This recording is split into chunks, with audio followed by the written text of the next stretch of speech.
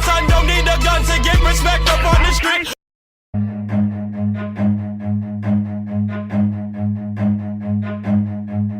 Run.